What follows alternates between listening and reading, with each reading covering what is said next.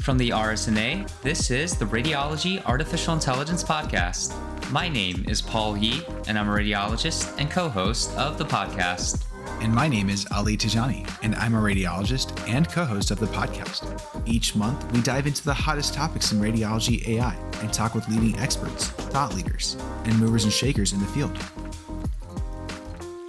Welcome, everyone, to another episode of the Radiology Artificial Intelligence Podcast. It's my pleasure to welcome today perhaps two of Stanford's most newly minted PhDs from biomedical informatics and computer science, Doctors Eric and Kevin Wu. Thanks for joining us here on the podcast, guys. Yeah. Hey, Paul, thanks so much for inviting us. Yeah, we literally graduated just a couple of weeks ago. So it's a really exciting time talking to you. Yeah. And just as clarification, we're twins and we'll try to make our voices sound a little bit different. So, this will be a kind of maybe a test of whether the listeners can differentiate twins on audio. But yeah, very excited to be on the podcast. Yeah, we'll have to train a multimodal AI algorithm to figure those things out. But yeah, I didn't notice you guys are twins. Thanks for clarifying. But jokes aside, yeah, why don't you tell us about yourselves? What was it like growing up together, how you got into AI, and what it's been like working with each other across the halls of academia, maybe into entrepreneurship, and maybe back again. Yeah, that's one of the first things that people ask us, and they'll be really surprised. Like, you guys are still working together. We have pretty similar backgrounds. Both went to Duke for undergrad. I studied computer science. Kevin studied statistics, and I minored in statistics. Kevin minored in computer science. So after graduated, briefly went for a 1 year stint. I was at Google. Kevin was at Microsoft, and at that time figured, wow, the research and the AI stuff that we're seeing is way more interesting than the day jobs that we had. So I was sort of talked about it, and 1 year to the date decided to pursue a master's degree to get into the field of AI. So we both went to Harvard for a master's degree there, spent 2 years there, and started just getting our feet wet in terms of AI research. And then after 2 years of that, we decided to join with our advisor who's starting a health AI company in mammography, so detecting breast cancer. And so we were able to sort of have a firsthand experience in developing these machine learning products. We were able to work on what led to two FDA-approved medical devices for breast cancer detection. And our company got acquired by RadNet. And so today it's being employed to use in many mammograms for many patients. From that research, again, we both decided, hey, great to do this full time for a while. Now we're at Stanford. I'm in the electrical engineering department. Kevin's in the biomedical data science department. And so we've been doing research in this area. And Kevin, if you want to add any details there. Adding to the question you asked, what is it like being twins in research? I think it is a blessing and a curse sometimes. I think the blessing is that we're quite aligned on our research. So in that sense, you always have someone who's excited about your research, if anything, just your twin brother. And then the curse of it a lot of times is just we have their papers, it's woo et al. There's just a lot of confusion around people have around who they talk to. And just to add a little bit of flair to that, when we joined our lab, there was someone else already in the lab. His name was Kevin Wu, and his middle name was Eric. Kevin Eric Wu. To this day, I still get emails meant for that guy. He works on something totally different, so I'll know when I get emails from him. So just the confusion of it all is probably a bit of a downside. No, that's super interesting. I mean, you guys have been working with each other literally from the cradle, I suppose. Was that always the plan that you guys were going to go to college together and then go work in the same city, then go to the same graduate school, go to the same company, and the same graduate school, and then who knows what the future holds? But yeah, I just got to ask. I mean, definitely not the plan. I think in college, for a period of time, Kevin was planning on being a lawyer or something like that. And I think it's just when we talk about what we're interested in and things that are going on, sort of new things, I think we have ability to sort of get each other really excited in whatever we think is interesting. And for whatever reason, we've kind of just converged to working in this field. So I think it's because we've always worked closely together. And in this way, in research now, we'll be able to share that passion. But certainly it's been unplanned. I think it's just sort of by good providence and just convergence of what we think is interesting, what we think is impactful. That sort of led us to where we are now. Yeah, I always tell people, it's not like we're working on something very obscure like basket weaving. We're doing AI right now, about the hottest thing you can do. So, it's more of a coincidence than it is a master plan. Got it. Got it. One thing I'll say about your background that's super interesting is you guys were squarely in, I guess, the tech world, then into academia, and from there into startup world. How do you think that that's affected or maybe impacted how you look at research? I mean, you guys have been squarely back in academia for the past few years. Do you think that that's changed how you might have approached it if you had gone straight into your PhD from college? Mm.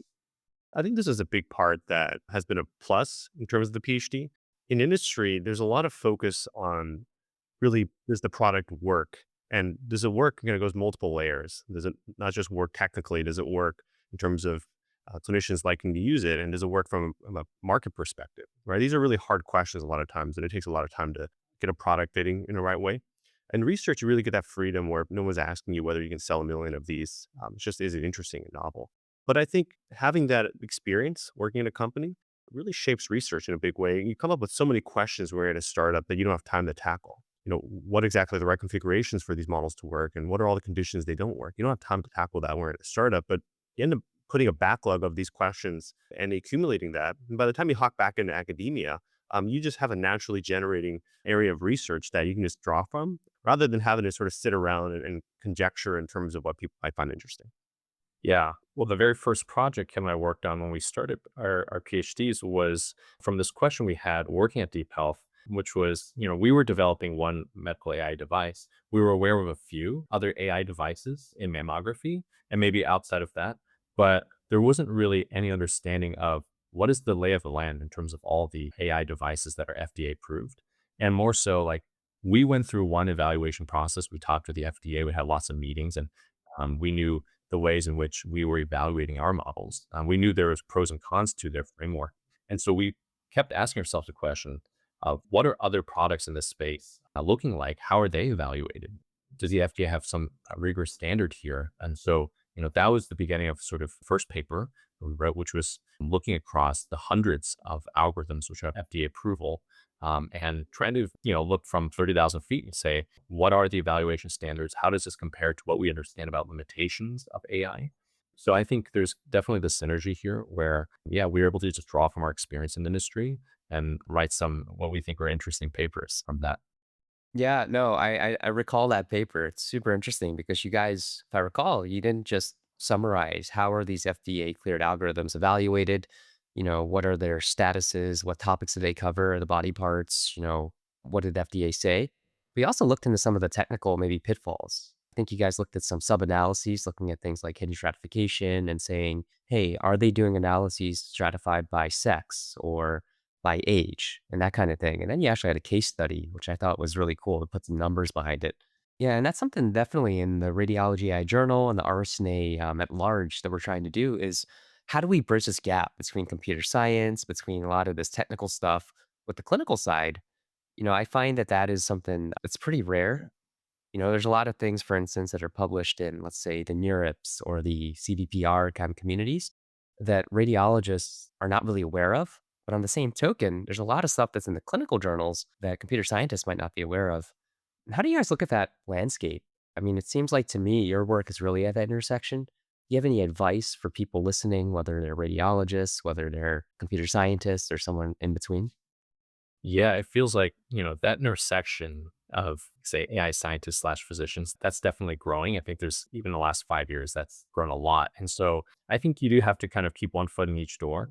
We certainly come across many, many papers that are submitted to these machine learning conferences, which, they say, hey, we improved some algorithm by 2 points.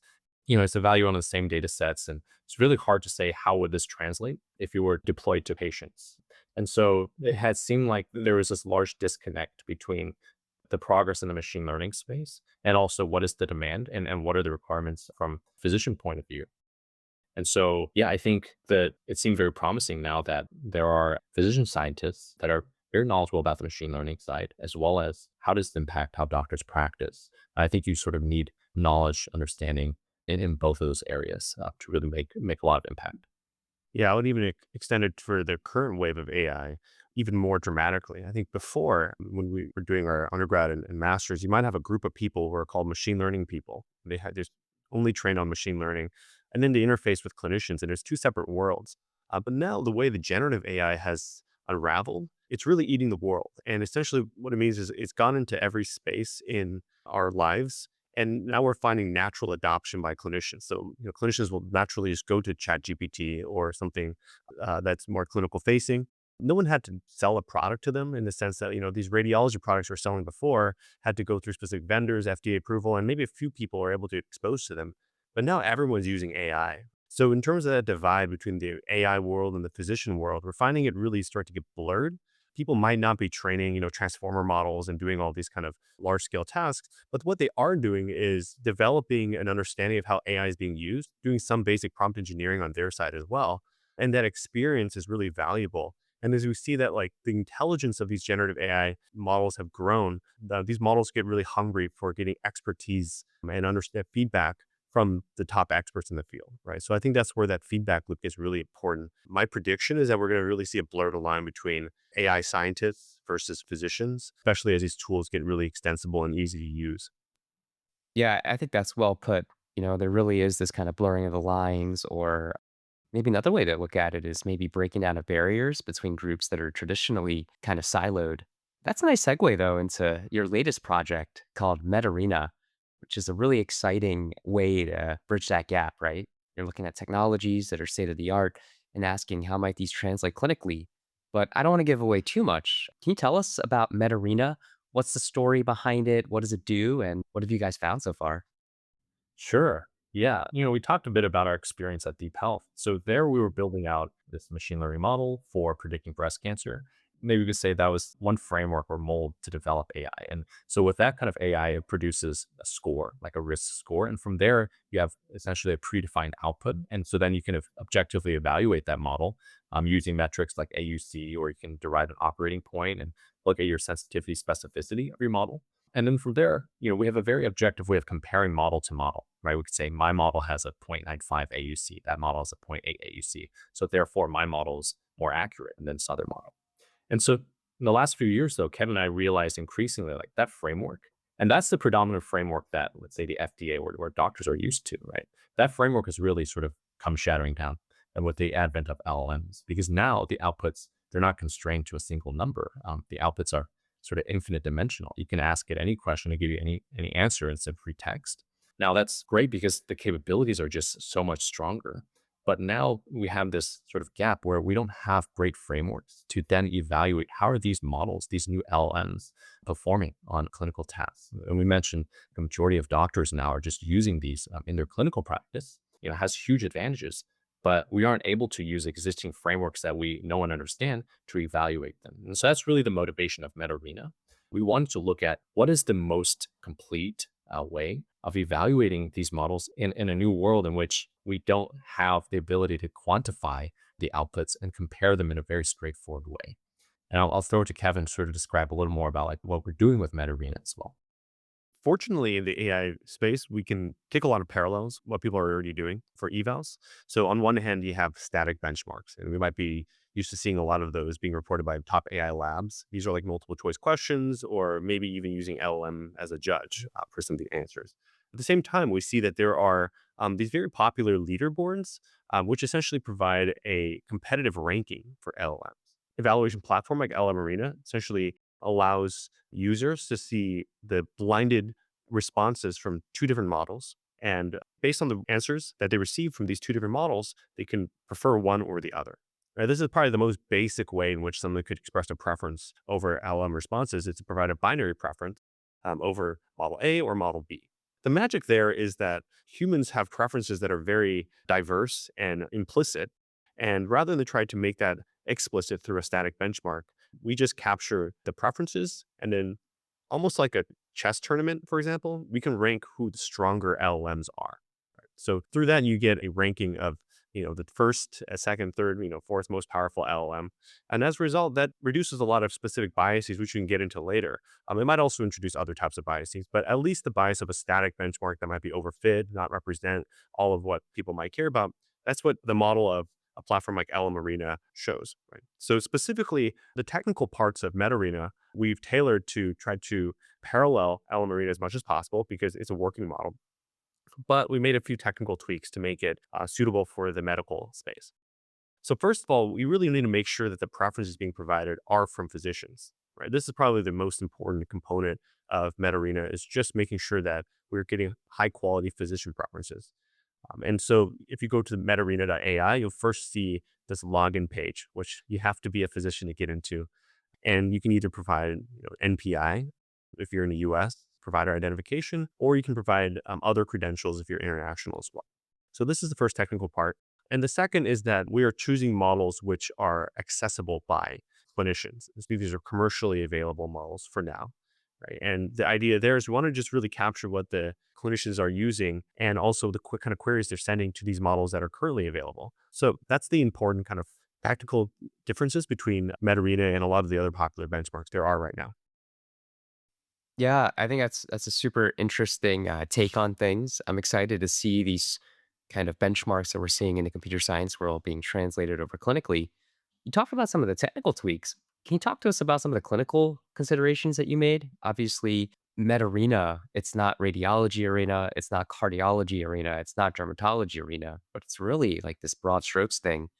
But I know that there's probably some particular intention that you took with, deciding, what types of questions are we going to allow to be asked? What types of modalities? We're imagers, but in radiology, we also deal with text with things like radiology reports.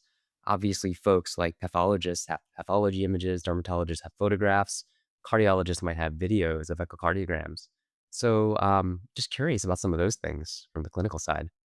Yeah, you're right. It is MedArena. One of the main goals we wanted to maintain was to keep this as broad as possible. Through this platform, as important as the rankings was understanding what is the breadth and diversity of questions that doctors will ask LLMs. And that's something that is not really well understood now, at least to the academic community. Maybe these private model developers have these questions, but we wanted to be able to gather these, share that with the community for doctors to also know what are other doctors asking these models. Now, to the point of like radiologists, for example, with images, one of the key functionality in the platform is we allow doctors to upload images to the models. Now, not all models support images, but we certainly include a good number of models that are able to take images, interpret them, as well as text. And so we think, this is a very growing field that, you don't just ask these models text-based questions, but you might upload your X-ray, you might upload a pathology image and chat with the model. So we think this definitely a very growing use case that we want to be able to capture as well.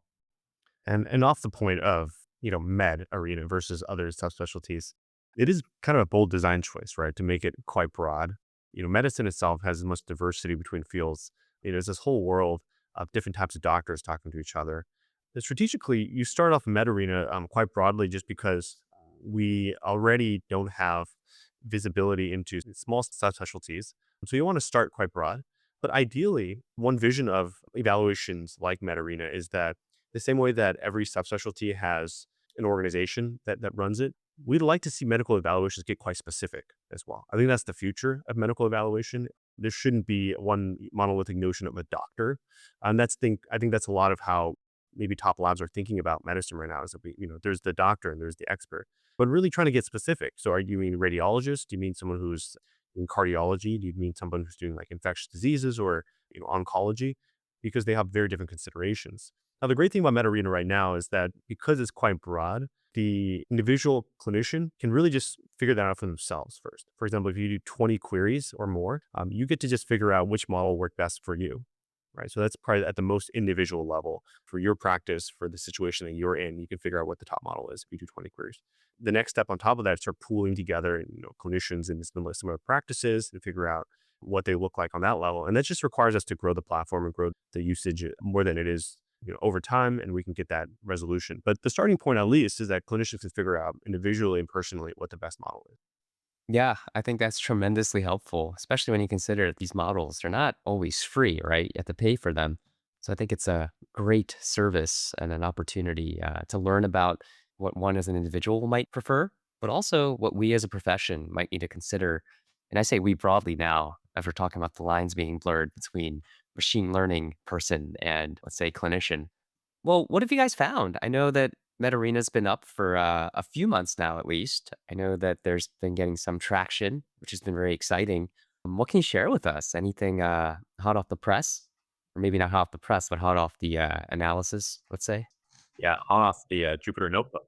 Had some really interesting preliminary findings already. Yeah, like you mentioned, this is launched sort of late February, early March. Since then, we've gotten about 400 clinicians signed up on the platform and using MedArena. We've collected over 1,500 preferences, and that allows us to start to be able to do some larger scale analysis. First of all, we want to point doctors to the leaderboard, which you don't even have to sign in to look at the leaderboard.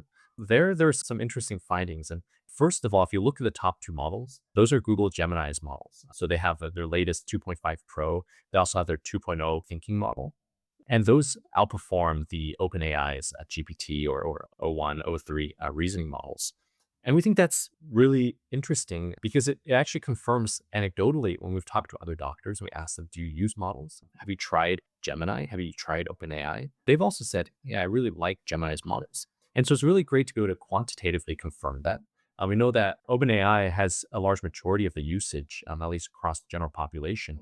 It's not as well known the capabilities of Gemini. And so this is something where to notice, I'm not a doctor, but even when asking medical queries, I'll say, hey, maybe let me try Gemini. This is what doctors actually prefer the most. The second finding, we were able to take these questions and we're able to categorize them, we'll cluster them, and we found there's about 5 or 6 clusters. The largest cluster, about a third of queries, are what we call medical evidence or knowledge. And so, factual recall, we ask the model for, let's say, dosages or some sort of statistic. And so, while it's the largest, it still only takes up about a third of the queries. We think that's interesting because a lot of these benchmarks that are out there today, like MedQA, they comprise largely of factual recall. And so when we think about how are we evaluating medical LLMs, if only a third of the queries that doctors are asking LLMs falls in this category, then when we're using benchmarks like MedQA to say, hey, these are the best LLMs, I think we're missing a large piece of the pie in terms of what is the full distribution of use cases. And off of that, one of the things that when doctors submit a preference, they can provide a reason for that preference. This is the reason I like model A over model B. And so we have several hundred of those. And so we're able to look through that and again, cluster the responses. And there we found that depth and detail and accuracy, clinical validity, these are the most important. They account for over half of the reasons. One functionality of these models we didn't mention yet is some of them can provide citations, right? They can provide a web search and they can say, hey, we found this from, let's say, Mayo Clinic. We found this study that we were cited from PubMed. And that's a requested feature. I think a lot of doctors will look at citations, say, maybe I can trust the model more. We know there's other model developers out there that are specifically focused on providing high quality citations. There we found of the reasons, counter to the intuition we have here, only about 10% of the reasons provided for a preference of one model over another are for the use of references or up-to-date guidelines. And so, we think it is important for these models to provide references, but it doesn't account for nearly as much of the reason for preference as we would expect. So 90% of the reason provided are outside of just the fact that one model provides better citations than another. So yeah, those are just 2 or 3 of the interesting findings that I'll mention now. It's what you're allowed to share with us right now.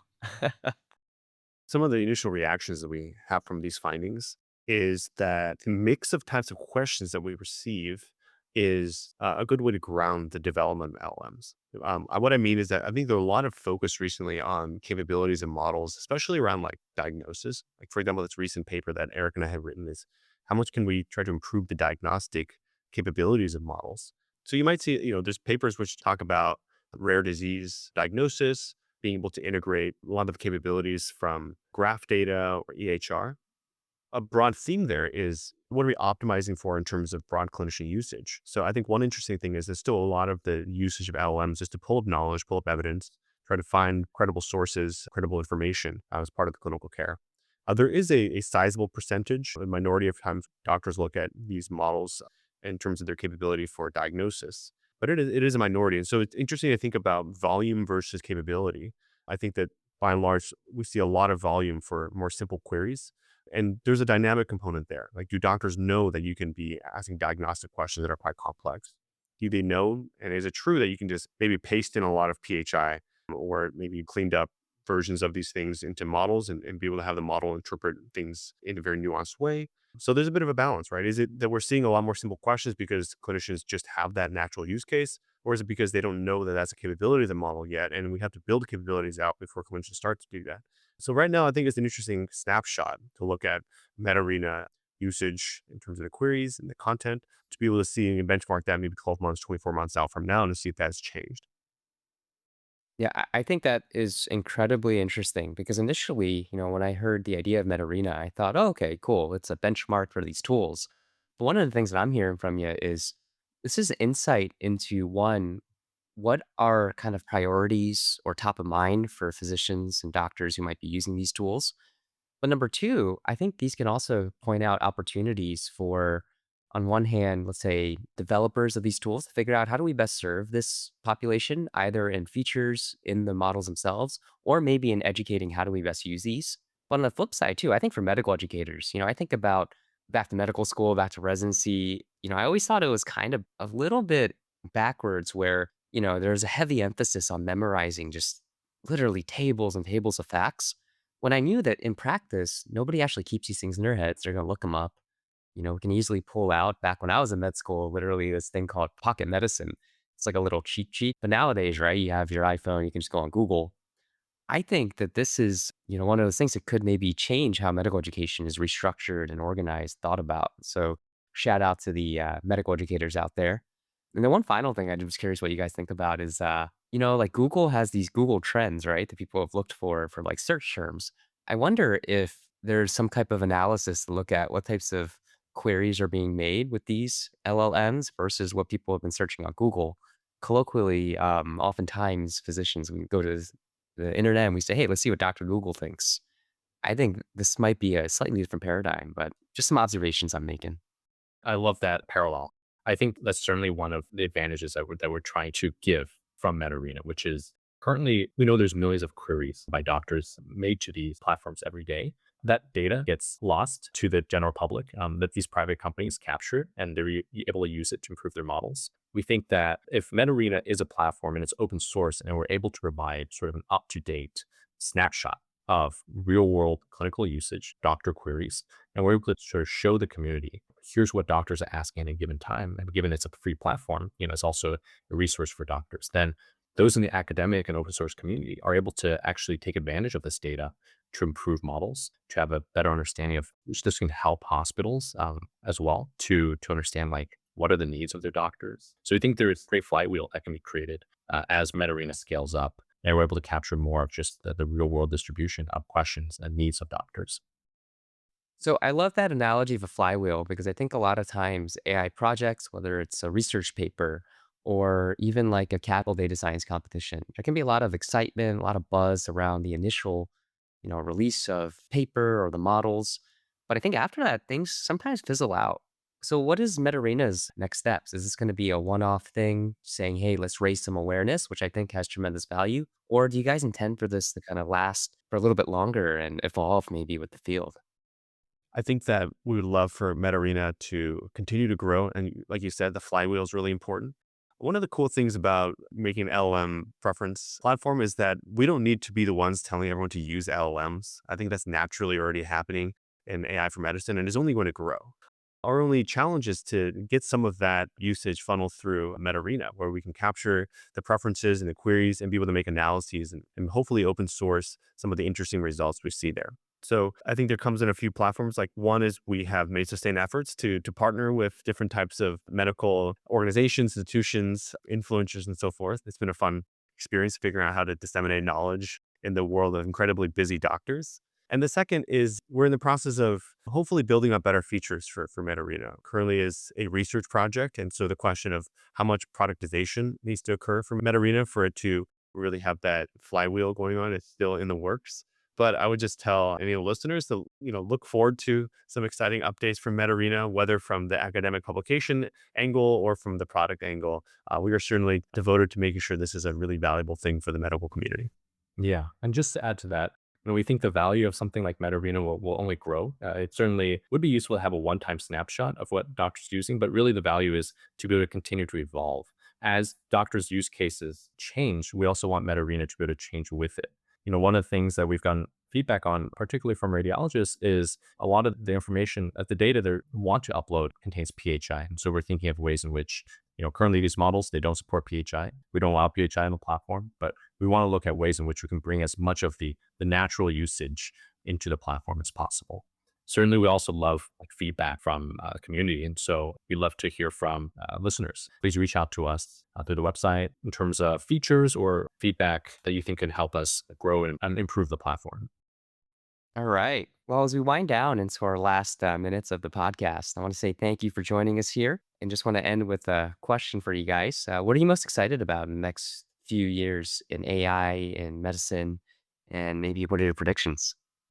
There's so many things to get excited about. I think that in the top of that hierarchy for healthcare, it's really the opportunity for a lot of the unanswered questions and kind of the lingering problems in healthcare to have a fresh take on it. So, whether it is deployment of AI agents to get a lot of the administrative load off of doctors, whether it's pushing the capabilities of diagnostics, I think that there's every new AI wave, there is a injection of hope in terms of capabilities and in terms of what we can get done. So my hope is that we can ride that wave of optimism and hope and be able to get a lot of doctors coalescing around improving quality of medical care and be able to really use this opportunity to get people working together, create collaborations, create new projects, and hopefully just improve the way in which healthcare is being administered. Yeah, I know some people have predicted 10 years ago that in 5 years or 10 years that there's no more need for doctors. I think we're seeing the opposite trend now, where there's increasing need for doctors. I think that the one vision, hope that we have going to the next 5 years is, we have all this amazing AI. How do we synergize it with how doctors are practicing, perhaps changing certain ways in which they're practicing, but really to enable doctors to be able to practice at their best. We know like every doctor has their stories about being bogged down by, like Kevin mentioned, administrative load or these tasks which we know can be easily automated that don't use their best abilities. And so being able to use AI to help those ultimately improve patient care, that's something we're very, very interested and excited about. All right. I'm excited as well. Well, again, Eric, Kevin Wu, thank you for joining us here on the Radiology Artificial Intelligence podcast. We'll be sure to post the link to MedArena.ai where users can check out the MedArena for themselves. And I want to say thank you again. Thanks, Paul. Yeah, thanks, Paul. We hope you've enjoyed this episode of the Radiology Artificial Intelligence podcast. Shout out to Yuri Ishimchisen for our podcast music and to the RSNA podcast staff. Email us at podcasts@rsna.org anytime with questions, feedback, or suggestions.